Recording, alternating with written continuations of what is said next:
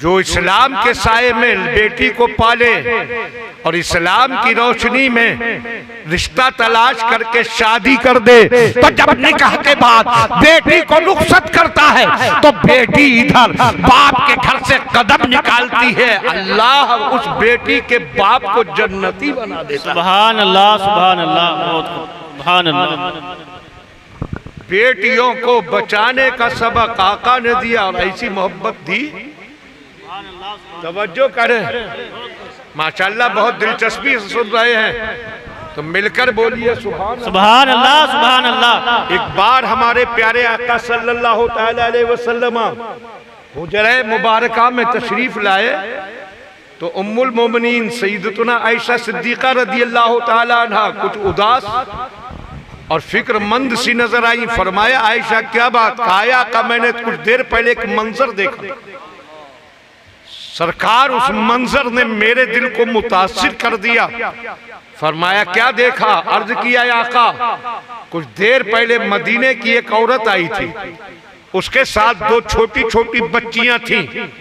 आका औरत का चेहरा भी उतरा हुआ था और बच्चियों के चेहरे ऐसे लग रहे थे जैसे फूल बनने से पहले कलियां मुरझाने लगी हो।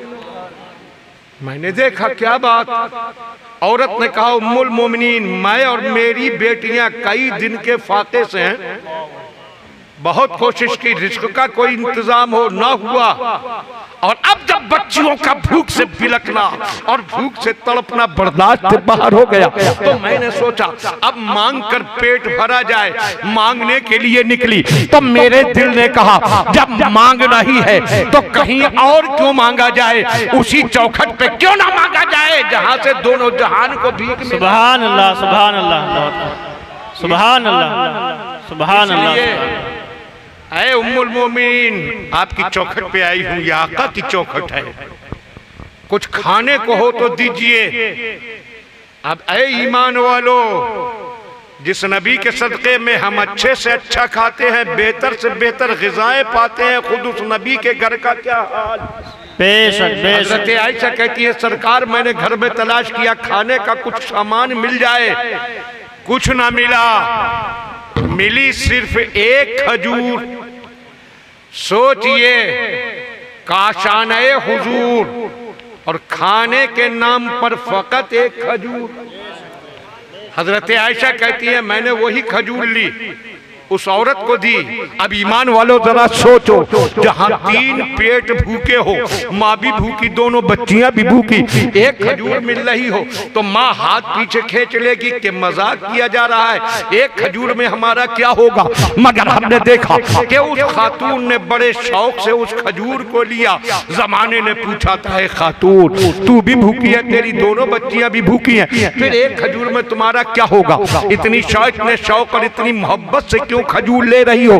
तो उस औरत का किरदार और उसकी सोच जवाब देगी सुनो मैंने इसलिए इतने शौक से वो खजूर ली थी कि मैं खजूर को नहीं देख रही थी, जिस घर से खजूर मिली उस घर को देख रही थी। खजूर एक है मगर घर वो है जहां एक प्याला दूध में 70 भूखों का पेट भरवा दिया जाता। इसलिए बड़े शौक से खजूर ली।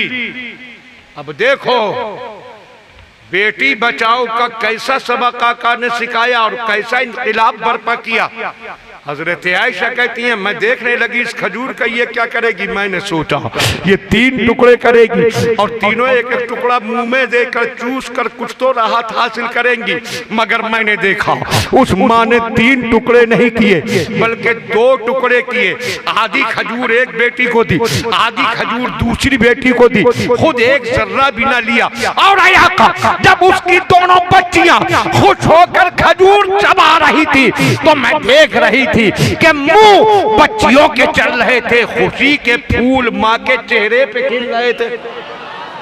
सरकार मैंने सोचा और दिल में ख्याल आया ये वही अरब है, ये वही मुल्क है, ये वही माहौल है जहाँ बच्चियों को कोई नजर उठाकर देखना पसंद नहीं किया करता था।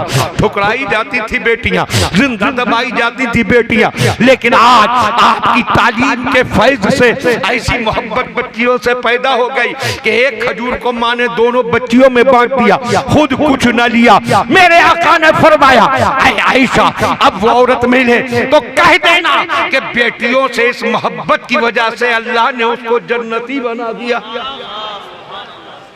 सोचिए, बेटी बचाओ का सबक भी हमारे आका ने दिया और बेटी पढ़ाओ का सबक भी हमारे आका ने।